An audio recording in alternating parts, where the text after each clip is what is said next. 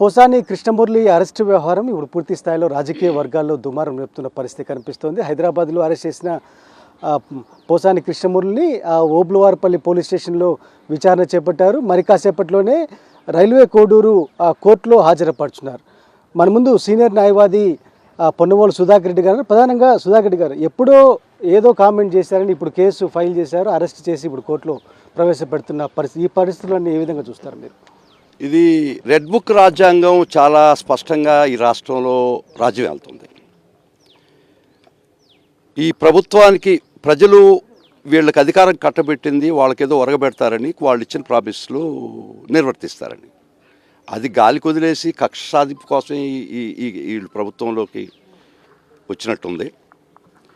ఎప్పుడు కొన్ని కేసులు అయితే 3 సంవత్సరాల నాడు కేసులు కూడా కొత్తగా ఆల్టర్ చేసి కేసులు పెట్టి అరెస్ట్ చేస్తాం జరిగింది. అదే సుప్రీంకోర్టు మొన్న మంగళవారం 25 నేను సుప్రీంకోర్టు కూడా మన తలసిల రఘురాం గారు, లేళ్ల అప్పిరెడ్డి గారు, దేవినేని అవినాష్ గారు, జోగి రమేష్ గారికి కూడా నేను పేరు కావడం జరిగింది. అక్కడ కోర్టు వారు కూడా చెప్పారు, చాలా స్పష్టంగా చెప్పారు, 3 సంవత్సరాల తర్వాత మీరు కేసులు పెడుతున్నారంటే అధికారం మారిన తర్వాత మీకు అధికార బలంతో మీ ప్రత్యర్థులను వేటాడుతున్నారని సుప్రీంకోర్టు వారు కూడా ఆఫ్ రికార్డ్ జరిగింది. కోర్టు అడిగినా వీళ్ళకి బాధ లేదు, చట్ట సమ్మతం కాకపోయినా ఇబ్బంది లేదు. 111 సెక్షన్ అనేది దుర్మార్గంగా ఈ కేసులో పెట్టడం జరిగింది. 111 అనేది ఆర్గనైజ్డ్ క్రైమ్. అది 246 ఆఫ్ పార్లమెంటరీ కమిటీ రిపోర్ట్ ప్రకారం అది ఎందుకు పెట్టారంటే contract killing, land grabbing, bank fraud, cyber నేరాలు ఈ తప్పక వాటికి ఐపీసీలో సరైన సెక్షన్ లేదు కాబట్టి 111 తీసుకొచ్చి పెట్టారు. వీళ్ళు నలుగురు కూర్చొని ఎవడైనా చిట్లాట ఆడుతున్నా కూడా 111 పెడుతున్నారు వీళ్ళు. అది ఆర్గనైజ్డ్ క్రైమ్ అని. రేపు ఇది ఒక్కరికి పోసాని కృష్ణమురళి గారితో ఏం ఆగదు. ఇది ఎవరైనా వాళ్ళకి ఇష్టపడిన వాళ్ళు పాపం ఎవరో పొద్దుబాక చెట్టు కింద నలుగురు చిట్లాట కార్డ్స్ ఆడుకుంటున్నా కూడా ఆర్గనైజ్డ్ క్రైమ్ అని 111 పెడుతున్నారు వాళ్ళకి నచ్చకపోతే. పోస్టింగ్స్ సంగతి అడిగారు. వాళ్ళు సోషల్ మీడియాలో పెట్టిన పోస్టింగ్స్ కన్నా దుర్మార్గం నా దగ్గర ఉండేది చూపిస్తాను.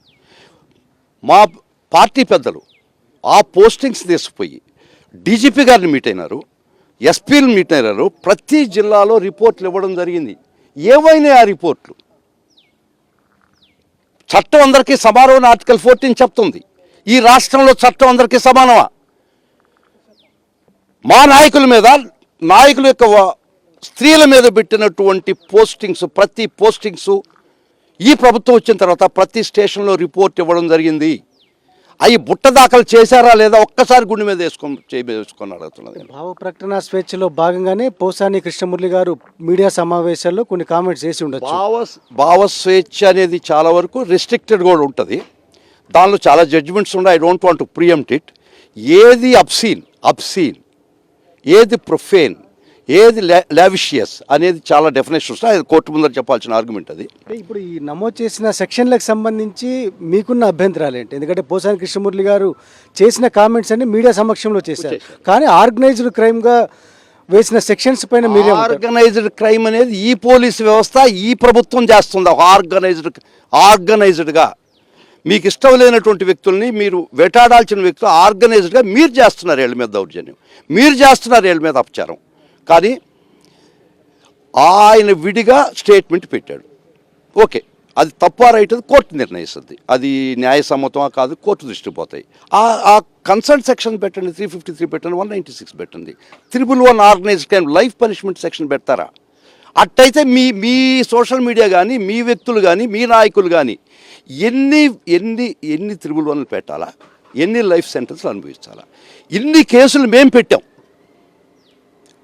Right to the level of DGP గారి దృష్టికి తీసుకుపోయినాం, right to the level of concern SPs దగ్గర తీసుకుపోయినాం. ఈ రోజుకి అతిగతి లేదు. ఈ చట్టం మీకు చుట్టమా? మీకు ఇష్టపడకపోతే 111 పెడతారా? నేను సుప్రీంకోర్టులో చాలా స్పష్టంగా దీన్ని చాలా తీవ్రంగా మేము ప్రతిఘటించడం జరిగింది. 111 అనేది అబ్యూస్ అవుతుంది ఈ రాష్ట్రంలో. 111 అనే సెక్షన్ మోస్ట్లీ అబ్యూస్డ్ ఈ రాష్ట్రంలో జరుగుతుంది. కాబట్టి అబ్యూస్ ఆపమని మేము చాలా సుప్రీంకోర్టులో వేసిన కేసులు సుప్రీంకోర్టు వారు దాన్ని ఏపీ హైకోర్టుగా పంపించడం జరిగింది. ఇట్లా జరుగుతున్నాయంటే ఏమైనా అబ్యూస్ చేస్తే ఆ కేసులు కొట్టేయండి అని క్వాష్ పిటిషన్లు గౌరవ ఆంధ్రప్రదేశ్ హైకోర్టు ముందు పెండింగ్ ఉన్నాయి. కాబట్టి వీళ్ళు వదలటం లేదు. ఎవరైనా 111 అనేది ఏ సామాన్య ప్రజలకి వాళ్ళు కాదనుకుంటే, వాళ్ళకి ఇష్టపడకపోతే, వాళ్ళు ఇబ్బంది పెట్టదలుచుకుంటే ఒక 111 3 నామాలు పెట్టేస్తే సరిపోద్ది. కండెమోడ్ అంతే. ఇది చట్టసమ్మతం అని మా బాధ. ఇంత దూరం రావాల్సిన పరిస్థితి ఏంటంటే ఇది పార్టీలకు అతీతంగా వచ్చాం మేము, పార్టీలకు సంబంధించి కాదు. ఒక అభాగ్యుడికి ఒక అన్యాయంగా అరెస్ట్ చేసి ఈ విధంగా తీసుకొస్తే 111 ఈ విధంగా ప్రయోగిస్తే మా ప్రీతమ నాయకుడు జగన్మోహన్ రెడ్డి గారు ఆదేశం ఇది.